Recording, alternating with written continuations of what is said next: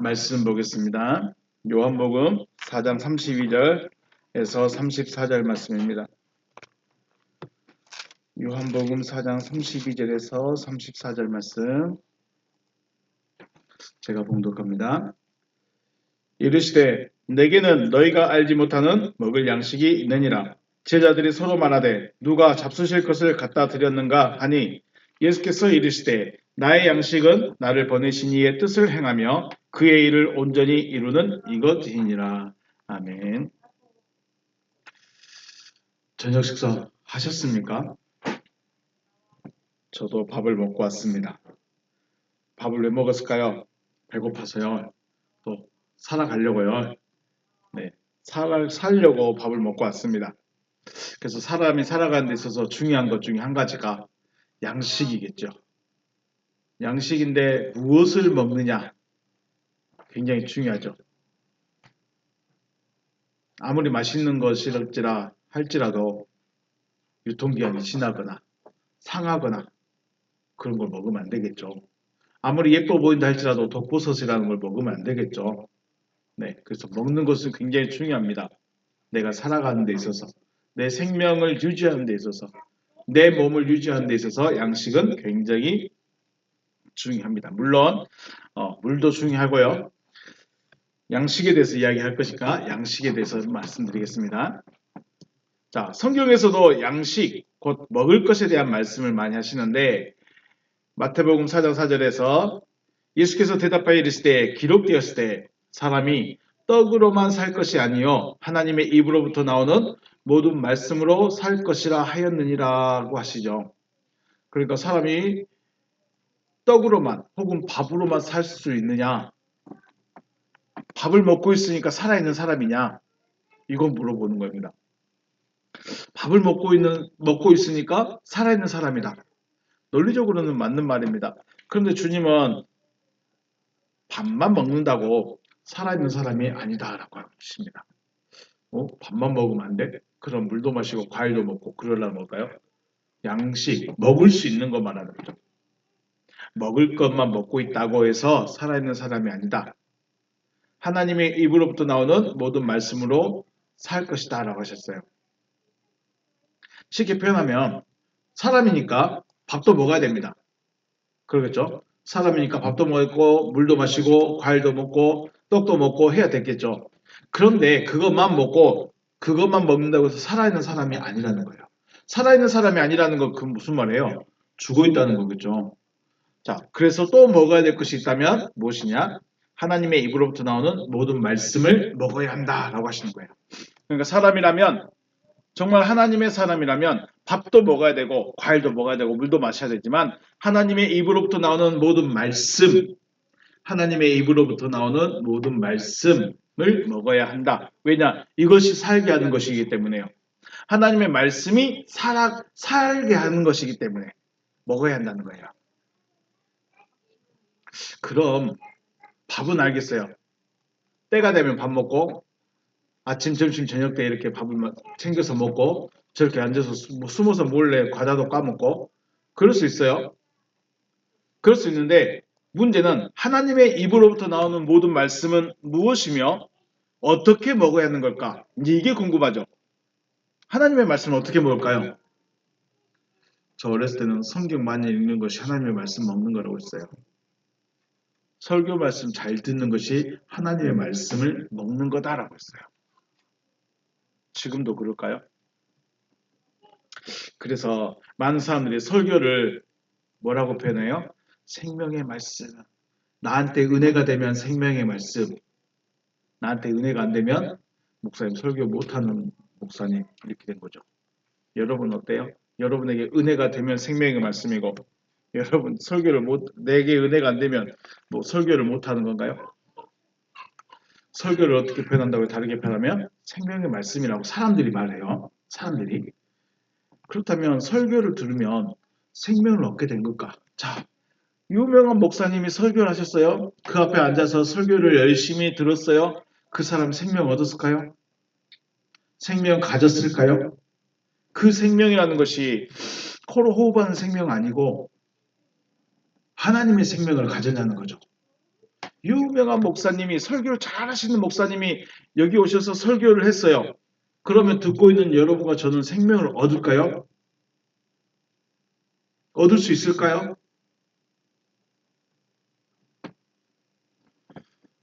그러면 인터넷에 유명한 설교자들 많잖아요. 유명한 교회, 큰 교회 설교자들의 설교 많잖아요. 그거 듣고 있으면 생명 얻는 걸까요? 얻을 수 있을까요? 그냥 설교는 생명의 말씀이야. 듣고 있으면 돼. 라고만 생각하고 있기 때문에 내가 지금 무엇을 얻었는지, 내가 무엇을 얻기 위해서 지금 이 설교를 듣고 있는지 별로 관심이 없다는 거죠. 베드로가 고백하죠. 요한복음 6장에서요. 영생의 말씀이 주께 있사오니 우리가 누구에게로 가오리까?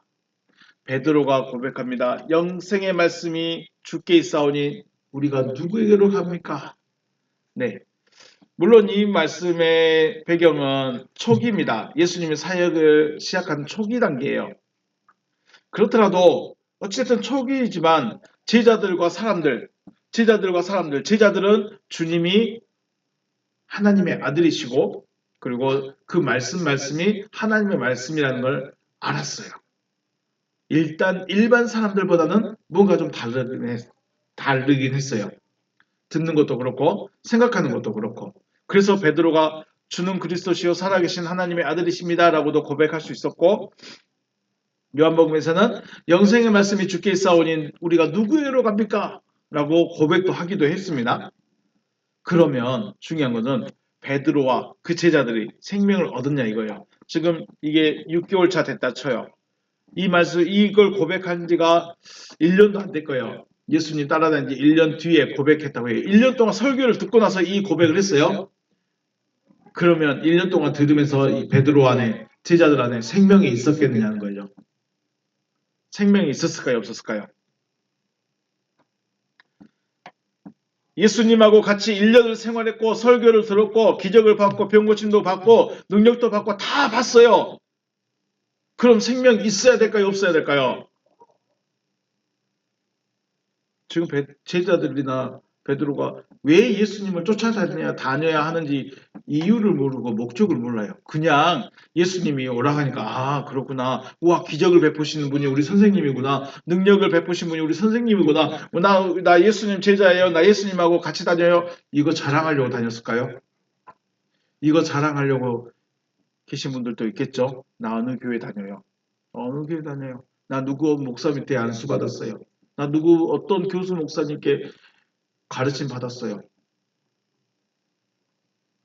그거 자랑하려고 다녔을까요?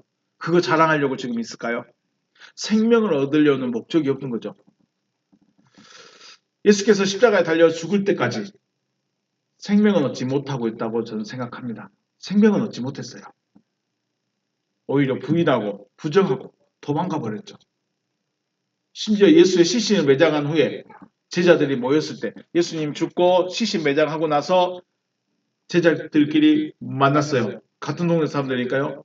그때 베드로가 뭐라고 말합니까? 나는 고기 잡으러 갈란다. 난 전도하러 가야지. 아니면 예수 시체 있는데 가봐야지. 예수님 무덤 앞에 가봐야지. 안 그랬어요. 나는 뭐하러 간다? 난 고기 잡으러 갈란다. 이게 생명 얻은 사람의 모습일까요? 생명 얻었다고 말할 수 있을까요? 이 모습이, 이 마음이 3년을 같이 다녔는데 지금 예수님이 죽고 나니까 나 고기 잡으러 갈란다. 원래 베드로 직업이 뭐예요? 어부예요. 원래 직업이 어부예요. 그래서 원래 돌아가겠다는 거예요. 3년 반 동안 열심히 가르쳤고 보여줬고 알게 해줬는데 하나님이 은혜도 주셨는데 예수님 없으니까 나 어디 간다? 나 고기 잡으러 갈란다. 그때 예수님이 오죠. 베드로야. 그때 예수님 보고 깜짝 놀라서 어디로 빠져버려요? 바다로 빠져버려요. 도망가다가. 베드로가 예수님이 부활해서 자기를 찾아오실 때까지 자기 안에 생명이 있었겠느냐? 3년 동안 열심히 설교 듣고 병 고친 거 받고 귀신 쫓아낸 거 받고 능력 행한 거 봤는데 생명 얻었겠느냐? 생명이 있었느냐? 물어본다면 저는 없었다라고 말씀드리고 싶습니다. 물론 그건 있어요. 조건은 됐어요. 마치 밭에 뿌려진 씨앗과 같아요. 다른 사람들은 밭은 있는데 갈아지지 않았어. 기경이 안 됐어. 씨도 없어. 아무것도 없는 상태예요. 거기서 뭘 얻을 수 있을까요? 그런데 베드로와 제자들은 밭에 기경이 되고 거기에 씨까지 뿌려져 있어. 뭐만 내리면 돼요? 비만 내리면 돼. 베드로와 사람들의 차이는 지금 이거예요. 밭은 똑같아요. 밭은 똑같이 있어요. 그런데 다른 사람들은 기경도 안 갈아지지 않았고 씨도 없는 상태. 베드로는 기경도 됐고 씨가 뿌려진 상태. 뭐만 오면 돼요? 비만 오면 돼. 이게 베드로와 사람들, 예수 제자들과 사람들의 차이예요. 자, 하나님의 생명을 가졌다. 하나님이 살게 해 주셨다. 하나님이 살아나게 하셨다. 라는 말을 다르게 표현한다면 믿음이 되어졌다라고 하는 거예요. 믿음이 있습니까? 믿음은 있는 게 아니에요. 믿음은 되어지는 거예요. 믿음은 내가 믿습니다. 이건 내가 믿는 거예요. 근데 믿음은 되어지는 거예요. 믿음은 내가 가지고 싶다고 해서 가질 수 있는 게 아니에요.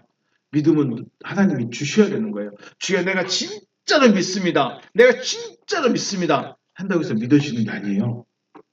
믿음은 주셔야 돼요. 그러면 우리는 뭐 어떻게 해야 될까요? 주시라고 기도해야 돼요.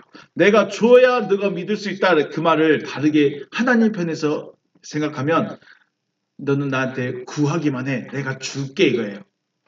이해가 되신가요? 자, 하나님의 믿음은 얻는 거예요. 하나님의 믿음은 내가 받는 거예요.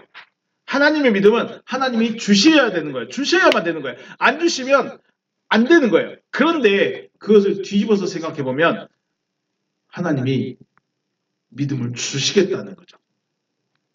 그래서 우리는 주시라고 구하는 거죠. 하나님의 생명을 가졌다. 이 말을 다르게 표현하면 믿음이 되어졌다라고 하는 거예요. 그러면 믿음이 되어졌는데 변할 수 있을까? 믿음이 되어졌는데 변했을까? 자, 베드로에게 믿음이 있었어요. 믿음이 있었어요. 근데 그 믿음은 무슨 믿음이었을까요? 자기 열정이었어요. 자기 열심이었어요. 자기 신념이었어요. 그러니까 주여 내가 죽는 데까지 주님을 향해 또 주님과 함께 죽겠습니다. 내가 죽더라도 주님과 함께 죽겠습니다. 자기 신념을 하는 거예요. 그런데 막상 예수가 잡히고 고난받고 있을 때 뭐라고 했습니까? 나 그를 몰라. 나 그거 몰라. 왜요? 이건 자기 신념이었기 때문에. 그런데 믿음은 안 변해요. 믿음이라는 것은 변하지 않는다는 말이에요. 믿음이 되어지면 변하지 않아요. 그래서 성령 받고 오순절 지나서 성령 받고 그 다음에 하나님의 말씀이 믿음이 되어졌을 때는 순교의 자리에 그냥 가죠. 예수 믿는 사람 다 죽이겠다라고 로마가 정책을 펼쳤는데 그래도 나는 로마 가련다. 나를 죽이더라도 나는 로마 가련다. 가는 거예요. 자기가 가고 싶었을까요? 그 전에는 어땠어요? 나 예수 몰라, 나 예수 몰라, 부인하고 부정하고 했던 그 베드로가 자기가 죽는 걸 아는데도 가는 거예요, 이제. 그게 뭐예요? 믿음이 되어지면. 그거는 내가 믿고 싶어 믿는 게 아니고 내 신념이 아니고 하나님이 믿어지게 해버리니까 그냥 가는 겁니다. 우리는 내가 지금 열심히 있으니까, 내가 마음대로 할 수 있으니까, 내가 열심히 내가 나는 기독교인이고, 나는 하나님을 믿고, 나는 예수님을 믿고, 나는 교회를 나가야 돼. 내 신념을 하면 얼마든지 할 수 있어요. 지금은. 왜요? 아무도 핍박을 안 하거든요. 믿음은 변하지 않는 거예요. 다시 말해서 예수께서 이 자리에 오셔서 말씀을 하시고요.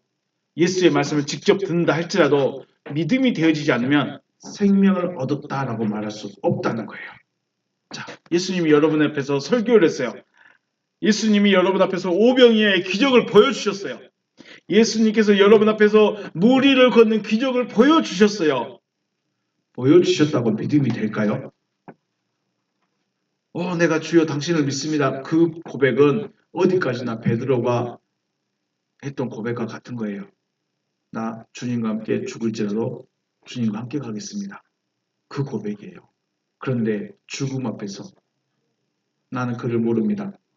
나는 그를 알지 못합니다. 나는 절대로 그분하고 상관없습니다. 라고 말해버리는 거예요. 예수님이 여기에서 설교하실지라도 내가 예수님의 설교를 듣고 있다 할지라도 믿음이 안 되어지면 생명을 얻었다고 말할 수가 없는 거죠. 그렇기 때문에 하나님의 은혜가 절대적으로 필요합니다. 믿어지게 해주시는 은혜. 믿어지게 해주시는 은혜. 내 지식과 지혜와 내 신앙과 내 신념과 상관없이 믿어지게 해버리는 거예요. 이게 하나님의 은혜예요. 지난 주일날 말씀 나왔죠. 노아가 방주를 만들 때 제정신으로 만들었을까요? 온전한 정신이면 그 산 꼭대기에다가 방주 만들 수 있었을까요? 믿어지게 해버리는 거예요. 노아야, 내가 이 세상을 물로 심판할 거야. 너는 방주를 만들어라. 믿고 싶지 않은데, 그런 일이 없을 것 같은데, 안 일어날 것 같은데 믿어져 버리니까 하는 거예요. 그래서 하나님 은혜가 필요한 겁니다. 오늘 말씀이 뭐라고 하시죠? 내게는 너희가 알지 못하는 먹을 양식이 있느니라. 내게는 너희가 알지 못하는 먹을 양식이 있느니라. 왜 지금 예수님께서 오늘 나누고 싶은 말씀이 주제가 양식이에요. 지금 예수님에게는 뭐가 있어요? 너희가 알지 못하는 양식이 있다 그랬어요. 그럼 그 양식이 뭐냐는 거예요. 양식이 뭐예요? 예수님에게는 지금 먹을 양식이 있어요. 제자들 모르게 다른 주머니에 양식 갖고 있을까요? 지금 제자들 어디 갔어요? 동네에 들어가서 먹을 거 사러 갔어요. 먹을 거 사러 갔는데 예수님은 오른쪽 주머니에 빵구스러기 하나 들고 있었을까요? 그래서 제자들 오기 전에 한 입 했을까요? 먹을 양식이 있대요. 그래서 제자들은 뭐라고 생각해요? 누가 잡수실 걸 갖다 줬나? 그렇게 생각하는 거예요. 예수님이 말씀하시는 먹을 양식, 너희가 알지 못하는 먹을 양식이라는 것은 밥이나 빵, 떡이 아니라는 거예요. 뭐예요? 하나님의 입으로부터 나오는 모든 말씀, 하나님의 입으로부터 지금 나오고 있는 말씀을 나는 지금 먹고 있다. 나는 그게 양식이다. 라고 말하는 거예요. 이거는 육신은 뭔가 먹어야 될 흔적이 있죠. 빵을 먹든지 떡을 먹든지 밥을 먹든지 고기를 먹든지 뭔가 내 배 안에 내 배에 채워지는 흔적이 있어. 그런데 하나님의 말씀은 먹는데 흔적이 없어. 그런데도 살아가요. 그게 영과 육의 차이죠.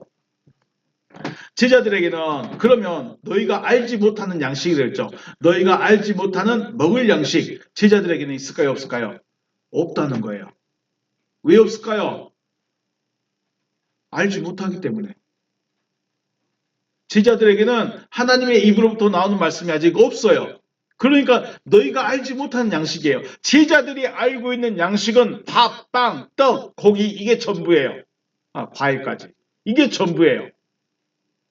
그런데 예수는 뭐라고요? 너희가 알지 못하는 먹을 양식이 나에게는 있다. 그러니까 제자들에게는 없으니까, 제자들은 먹어본 적이 없으니까, 제자들은 들어본 적이 없으니까 없는 거예요. 그래서 알지 못하는 거예요. 제자들에게 말씀이 없기 때문에 알지 못하는 거라고 하시는 거예요. 예수께서 수가성의 여인과의 대화에서 생수에 대한 말씀하시죠. 내가 주는 물은 그 속에서 영생하도록 솟아나는 샘물이 되리라. 자, 속에서 솟아나는 샘물이 되려면 뭐가 있어야 될까요? 내 속에서 솟아나는 샘물이 있으려면 뭐가 있어야 될까요? 우물이요? 그걸 뭐라고 그래요? 조금 더 지식적으로 보면 샘의 근원이라고 해요. 근원. 생수의 근원. 그러니까 나에게서 생수가 솟아나려면, 내 속에서 생수가 솟아나려면 뭐가 있어야 돼요? 샘의 근원이 있어야 돼요. 샘의 근원. 샘의 근원이 있어야 한다는 거예요. 샘의 근원이 없기 때문에 지금 이 여자는 생수를 마시지 못하는 거예요. 그래서 예수님이 내가 샘의 근원을 너에게 주겠다. 이 말은 내가 네 안에 생수의 근원을 설치해 주겠다는 거예요. 이해가 되시죠? 설치를 해버리는 거예요. 자, 하나님의 말씀이 내 안에서 솟아나려면 누가 있어야 될까요? 자, 하나님의 말씀은 누가 말씀하는 거예요? 하나님이 말씀하시죠. 하나님의 입으로부터 나오는 모든 말씀을 들어야 한다. 하나님의 말씀으로부터 먹어야 한다. 하나님의 입으로부터 나오는 모든 말씀을 먹어야 한다. 그러면 그 하나님의 말씀을 들으려면, 먹으려면 누가 필요할까요? 하나님이 필요한 거죠. 하나님이 필요해요. 즉 하나님이 내 속에 계셔야 내가 그 하나님의 말씀을 들을 수 있다는 거예요. 설교로 듣는 것은 극히 어려워요. 설교가 양식이 되려는 것은 극히 어려워요. 왜 어려울까요? 믿음이 안 되니까. 믿음이 안 되니까. 요한복음 10장 말씀에 10장 30절 나와 아버지는 하나다 라고 했어요. 예수와 아니면 그리스도와 아버지 하나님께서 하나라는 건 뭔 말이에요? 같이 한 몸이 됐다는 거죠. 요한복음 12장 49절 내가 내 자의로 말한 것이 아니요 나를 보내신 아버지께서 내가 말할 것과 이룰 것을 친히 명령하여 주셨다라고 하죠. 쉽게 말해서 예수 그리스도 안에서 아버지가 예수 그리스도 안에 계셔서 그것을 말할 것을 말씀해 주고 있다는 거예요. 자, 제가 이 상황 그림 하나를 올려놨습니다. 예수의 존재적 상태가 뭐예요? 겉에는 육체예요. 육체가 예수라는 육체가 딱 있어요. 그리고 그 안에 누가 있어요? 그리스도가 있어요. 그 안에 그리스도가 있고요. 그리스도 안에 누가 계세요? 아버지가 계세요. 이래서 아버지 1층, 그리스도 2층, 육체 3층, 3층천이라고 합니다. 세 하늘이에요. 아버지 하늘, 그리스도 하늘, 내 하늘. 내가 하늘 된 거예요. 하늘이 저 파란 하늘이 아니고 아버지 하나님을 하늘이라고 그래요. 그리스도도 하나님이시기 때문에 하늘이라 할 수 있어요. 그리고 아버지는 어디 계세요? 하늘들 안에 계세요. 하늘들 안에 계세요. 내가 하늘이 되면 하늘이에요. 그래서 세 층의 하늘이에요. 3층. 세 층의 하늘. 3층천이라는 거예요. 들어보셨죠? 3층천. 아버지, 그리스도, 나. 이렇게 3층천이 되는 거예요. 바울이 말하는 3층천. 내가 꿈을 꾸는 건지 환상을 보는 건지 모르겠다. 내가 3층천에 끌려 올라갔다. 그런 말 하죠. 자기가 이런 상태가 된 거예요. 바로 육체, 바울이라는 육체 안에 그리스도께서 계시고 그리스도께서 그리스도 안에 아버지께서 계시고 그러니까 아버지께서 말할 것과 이룰 것을 명령해 주시니까 육체의 입술을 통해서 말해 주는 거예요. 이게 아버지 안에서 하나 된 아버지와 그리스도께서 하나 된 상태. 예수는 자신 속에 아버지를 소유하고 있기 때문에 하나님의 입으로부터 나오는 모든 말씀을 들을 수 있고 말할 수 있고 먹고 있는 거예요. 자, 먹는다는 것은 또 다르게 표현하겠습니다. 그래서 들을 수 있고 말할 수 있다는 거예요. 그리고 그 하나님의 말씀이 살아갈 수 있고 또 살아 있을 수 있게 하는 양식이 되어주는 거죠. 자, 자신 안에 하나님 아버지께서 계시기 때문에 제자들은 알 수 없었던 것입니다. 다시 말하면 내게는 너희가 알지 못하는 먹을 양식이 있다. 그 말은 제자들 너희들 안에는 아직 말씀이 안 계시기 때문에 하나님이 안 계시기 때문에 너희는 알지 못한다라고 말하는 것입니다. 자, 아버지 하나님께서 여러분과 저 안에도 계셔서 생명을 가진 자로 살아갈 수 있으시기를 주님의 이름으로 축복합니다. 하나님께 은혜를 받으시기를 하나님께서 함께해 주시는 하나되게 하시는 은혜가 있으시기를 주님의 이름으로 축복합니다. 네, 오늘 여기서 마치겠습니다. 수고하셨습니다.